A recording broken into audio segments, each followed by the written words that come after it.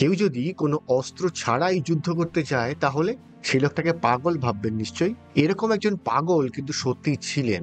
দ্বিতীয় বিশ্বযুদ্ধের সময় ইউএস আর্মিতে একজন যুবক ছিলেন যিনি তার ধর্মীয় বিশ্বাসের কারণে অস্ত্র নিতে অস্বীকার করেন। Oh, I'm sorry, Sergeant. I can't touch a gun. You don't kill. No, sir. You know, quite a bit of killing does occur in war. এই কারণে তাকে নানা রকম সমস্যা পোহাতে হয়, সমস্ত দিক থেকে অপোজিশন আসে। অনেকেই বলেন যে তিনি যুদ্ধক্ষেত্রে মিসফিট, কারণ অস্ত্র ছাড়া সৈন্য কোনো কাজে আসে না। Do not look to him to save you on the battlefield. I don't think this is a question of religion. I think this is cowardice. I'll fill in that with you. কিন্তু এই মানুষটি নিজের সিদ্ধান্তে অটল থাকেন যে তিনি কোনোভাবেই নরহত্যা করবেন না। অবশেষে আর্মি মেডিক হিসেবে তিনি যুদ্ধে যান, কোনো রকম অস্ত্র ছাড়া।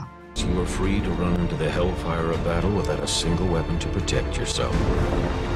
1945 সালে ওকিনাওয়ার যুদ্ধে এক পাহাড়ের উপর মার্কিন সৈন্যরা জাপানি সৈন্যদের কাছে মার খেয়ে পালিয়ে যায় আর পেছনে ফেলে যায় বহু আহত আর মৃতপ্রায় সহযোদ্ধাদের।